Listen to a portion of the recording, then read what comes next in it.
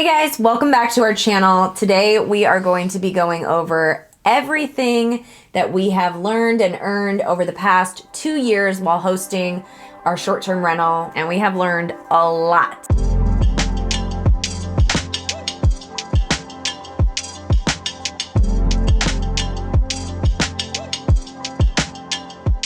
We are Kristen and Michael, and over the last 2 years, we have been sharing this journey with you guys. We did do a 6-month on Airbnb. We did a 1 month on Airbnb. We did a 1 year on Airbnb. So if you are looking for more tips and tricks, feel free to go watch those videos. But this one, we're focusing on our 2 years, comparing them. So if you want to get to the numbers, you're going to have to wait. But we do get to all of them. And we're breaking it down, super transparent with you guys. Yeah. This was definitely not as easy as we thought it was going to be. Yeah, and I think a lot of people, including ourselves, had this idea of, okay, we're going to get a short-term rental and it is going to be supplemental income. We live in California. Our short-term rental is in Joshua Tree, California. Yeah. And it is very expensive to live here. So we figured the way we could get into the housing market was in an area that we love, that we've been visiting since 2017. And in Joshua Tree, it was an area, or the Joshua Tree surrounding area, was a place that we could actually afford to get into the housing market. Yeah. So this was our foot in the door as millennials. It's very difficult, I think, for us all. The reason it has been so hard is we didn't realize how much time it was going to take, and that this is a full-time side hustle. And on top of having lives and family and work, it is even more work. So if you are looking to get into this in 2023, just know it is a lot of work. It's just not as passive as I think some people thought. And in 2020, I think there was really this idea of like passive income, how can I make more money, side hustles, cryptocurrency and all that stuff. And this kind of got bundled in with that. But I think that short-term rentals are not exactly passive income unless you have a property that's just cash flowing like crazy. Like if you have a beachfront property and all that kind of stuff, it's gonna book no matter what. But we've noticed in our location, it's super saturated. So we have had to work to maintain our 5-star reviews coming in.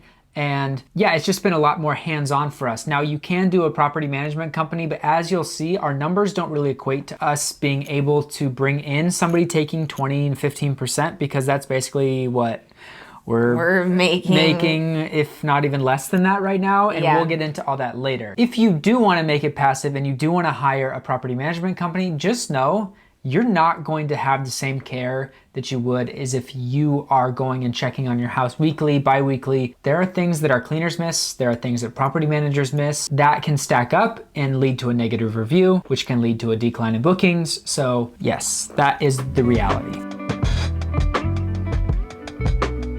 On the note of reviews, we hit the milestone of 100 5-star reviews. That was like a goal of ours, and we hit it. Yeah. And it was like, as soon as we hit it, we got hit with a lower star review. We were hurt a little bit, and we were like, you know what? This is actually a relief. It's okay if you don't have a solid 5-star review. A lot of people are booking between the 4.5 and 5 stars anyway. I think it's more like 4.75. Oh, okay. To 5. Yeah, I guess 4.5 I'd be like, oh, but it's like, oh my God, 4 stars is nice still. It's such a weird, skewed mentality you have in this realm of the world. As we've learned as hosts, and you guys have also let us know in the comments, like these weird bad reviews do happen, and they're not even bad sometimes. They just leave a lower star rating and they leave a great guest review. So just know that that can happen as well, and that's basically what happened to us. So there's a nice little comfort knowing that we're not just held to that standard. Held to that standard, and we're at 4.99. So I think over time we could get back to 5-star. But we're not holding too much weight on that. Yeah, I think that's the point we want to make, is just don't put too much weight on that. Just make sure you're creating a great guest experience and your house is clean. Budgeting has been a huge thing for us because in the Joshua Tree area, it is volatile. Like the weather is up and down, and it's very seasonal out there. Yeah. So we make sure that on our great months, we are putting away into our savings a little nest egg, at least 3 months worth, so that we can plan ahead for the summer months when sometimes it can be 105 to 110 degrees out there. And we just want to make sure that if we only get 2 bookings in July, we are covered with our money. So this year was the first year that we had to actually put money in from our own savings, during the month of, I believe, August. August, I think. It was so low that we had to put, I believe, $500 of our savings money in to pay for the expenses in the house. This was the only time, 1 month out of the last 24 months. Everything else, we've just had a savings that in case a fridge breaks, a water heater breaks, we have to call a plumber, like on top of having that security that if something goes wrong and people just don't book your property, or you're at the whim of the Airbnb algorithm like we saw in summer of 2022, there's just a peace of mind knowing that you have some runway.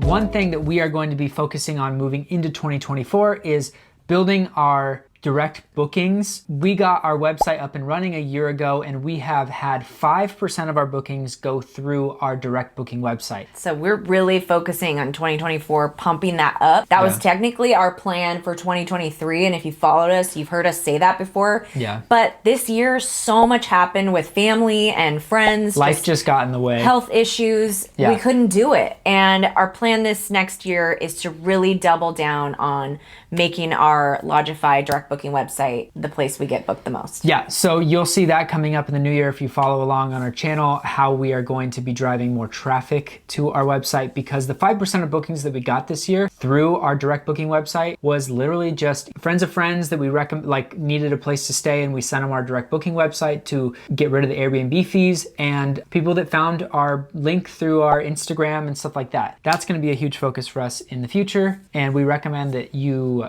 do the same. So even though the market has been pretty bad in our area this last year, we have managed to actually outperform last year's income, and we will get to that in a second. But we think that this has happened is because we've actively adapted our property to make it more attractive to guests. I believe Rob Built just put out a video talking about this, but instead of focusing on getting more doors, it's how can you make the doors that you have more profitable? Totally. And that is something that we really focused on this year. We added a hot tub. Yep. We added a patio, we built a patio cover ourselves because it gets really hot out there and there was no shaded place to sit. So we're making a better guest experience. We noticed that a lot of people were booking our property for stargazing. We're on 5 acres away from light, and we noticed that there was an opportunity there. So we built a stargazing platform. It is not fully finished because, like we said, life hit us pretty hard this year. So that will be finished in the new year. That was something that we did because we were getting a lot of reviews about, I loved the stargazing, came out here to stargaze, and we were like, we don't have a specific spot for that. You can lay on the ground or lay in the hammocks or sit in a chair and look back, but the best way to see the stars is to lay flat on your back and look up at the night sky. Yeah. And you really don't want to do that on the dirt with a blanket, and that you can't really advertise that. Great stargazing, lay on the ground. Yeah. You know? So we just made this little oasis out there. So people that have booked our property since putting that in have just raved about how wonderful having a platform to lay on has been to watch the stars. I think that our guests that checked out today said they were there for the new moon or something. Yeah. So like, adapt your property, reinvest, do it in a way that makes sense for the market and the people that are coming out to your area, because we are now in a time of saturation, at least in our location. Every property is looking the same. Every property has the same features. Gotta be creative. Competition breeds creativity. Does that make sense? Actually, competition rewards creativity, I think. Yes. I think that's better. I feel like we can't go without saying that our cleaner has been our saving grace this year. We say that every video, but we cannot stress how important that is. Yeah, like having a really good relationship with your cleaner, and like a growing relationship. If you followed us for a while, you've seen we've had issues in the past, but we've worked through them. It's been a working relationship, always building and growing on both sides. Treat your cleaners great. We actually give our cleaners a Christmas bonus. Our holiday bonus. Whenever we need somebody to check on the house, because let's say it's sat for a week or something, which is rare, but we will pay them an extra $40 to go check on it. Like, they don't have to re-clean. They just literally walk in, make sure it still smells good, nothing's leaking or anything. There's no spiders anywhere. There's no leaks, anything. Like, you don't want your guests to walk into a bad situation. Yeah. Are you ready? So this is the fun part, Let's right? get into the finances. If you've watched our 1 year on Airbnb, I don't know how nobody caught this, but going through these numbers, I realized that I did 13 months of data. I did November through November 2021 to 2022. Oh, yeah. So that's 13 months of data. So if you watch our 1 year video, just know there is an extra month in that data. Yes. That So was we need included. to update you on that. That was not correct. So November 2021 through October of 2022, we brought in $38,194. Averaged out monthly to $3,182, which is not bad. Our average expenses back then were $2,400 for the mortgage and utilities. So here are the numbers that we did in 2021. If you did not see that video, we will put them on the screen here.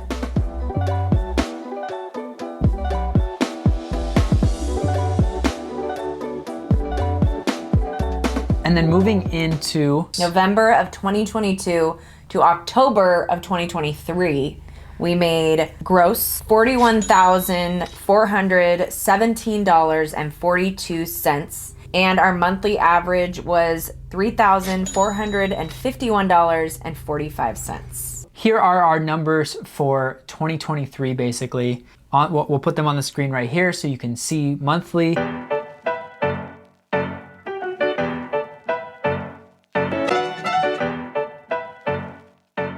This November that we just went through that isn't included in these totals, we made an extra $1,000. So we think that we're maybe on the upswing of the side of things. Yeah. Who knows? You call it a camel hump. Like, this is kind of how our year always goes. Yeah, there's At high least seasons, the last low seasons. 2 years, that's how it's been. And we're on the upslope. I put some of our Airbnb data through ChatGPT to give me some charts for you guys. So here are those charts. You can see the 2 years comparatively. Now, this year we do have direct bookings and VRBO. 92% of our bookings came through Airbnb. That's why you see on our channel speak about Airbnb so much, is because 90% of our income comes from there, our bookings and all that stuff. And then 5% came through our Lodgify website, which is our direct booking website. And then 3% came from Vrbo. So we did make more money this year than last year, and I was curious how this would affect our nightly rate. And so for 2021 through 2022, our average nightly rate throughout the entire year was $225.83. Yes. And then our average nightly rate for this year is $229.01. So not much more. It went up $4. But I mean, hey, that is positive. Yeah. You know, as much as we feel like we've had to drop our nightly prices, we did have higher occupancy this year. Yeah. We switched to allowing one night stays this year, switched to allowing pets. I think that changed a lot for us. Yeah. We definitely made more this year, but we are basically breaking even. Our expenses went up this year. So when we first got the property, we did not have our insurance included in the mortgage. We had regular insurance, and then we bought short-term rental insurance on top of it. The following year in 2023, our mortgage company asked for proof of insurance, and we sent them our short-term rental insurance, and they bundled that into our mortgage. So our mortgage went up about $300. So we had to add that, and we also got a hot tub.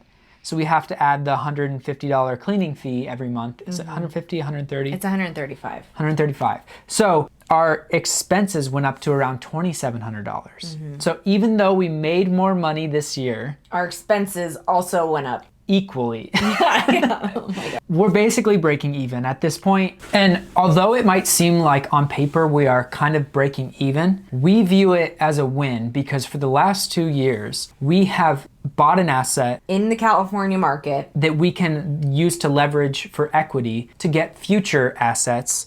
We haven't had to pay anything besides the initial cost. Yeah. Another reason that this makes sense for us is because we've been sharing our journey with you, and to be fully transparent, we make money on the process of sharing our journey with you. We make money from YouTube on ad revenue. We make money from referrals, like Amazon shop list, although it's not Very enough. small. But this is to encourage you guys to get creative with your property, Yeah. because there are actually ways that you as a host can bring in more income than just renting your property out. Totally. If you have furniture in your home, Yeah. there are websites that you can, connect with, and you can sell the furniture that's in your home and on display through these websites, and you can make a commission. Yeah, one of those is called Minoan. Yes. And we are looking into them because we kind of want to get a new couch. And so we're thinking of buying the couch through this brand and buying home goods and all that other stuff so that we can then tell our guests, hey, if you like this, you can purchase it. purchase it. and then we'll make a cut of whatever they purchase. So there are companies out there that have short-term rental divisions of their like advertising,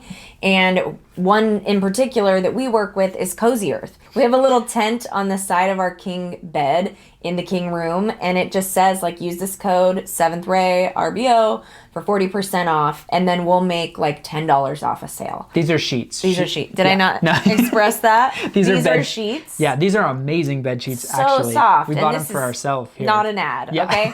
But I'm just saying that that is also a form of income. Like Michael said, does not have to be the end all be all. Yeah. You can get creative with the things that you're selling through the home. We've seen people do proposals. We've seen Yes. people do peer space. So there are other ways that you can make money on your property besides just renting it out. We have a very positive outlook on this, and Yeah. we have real estate in California that we can pull from and purchase for ourselves or purchase a new property, which is And- something we're talking about for the future. And we can go enjoy it with our friends and family, as you've seen on our channel. Just knowing that we have a place that we can escape if city life gets too busy and somebody else is paying for it, like that's a huge win for us. Yeah. We want to start creating generational wealth, and this is our first step. And if you watch our weekly vlogs, we call our vlogs California Dream with Kristen and Michael. And we do that because living in California is so tough. You know, we are in no way tech moguls with millions of dollars at our disposal. We are normal people with normal incomes, and we wanted to figure out a way to get ahead, and we figured we'd document the entire process of doing that. So we view this as step one in a journey that will last probably a long time, of how we can live this California dream, live in a beautiful place, and work our way to being In an even beautifuler place. wealthy. Wealthy, yeah. I don't think that's not fair to say. I think everybody has a desire to be wealthy, whatever that means to you. Yeah. And to us, that means just the freedom to live how we want and enjoy this beautiful place that we live. So thanks for watching. Yeah. We are Kristen and Michael. We have Bought, renovated, ourselves. DIY'd, renovated Yeah. our house ourselves since 2021. We've been documenting the entire experience, so if you like content like that, you want more information about the things that we do, feel free to go watch our other videos. Like and subscribe. Exactly. You know And the if you're drill. thinking about signing up for Airbnb, there's a link down below where you can get some money when you sign up with our link. Yes, we make money too. It helps us out tremendously. So thank you guys so much for watching. If you found this information helpful, just know we like to keep it transparent with you, and we are here every week with videos for you, and Sometimes financial, sometimes vlog. yeah. Stay tuned.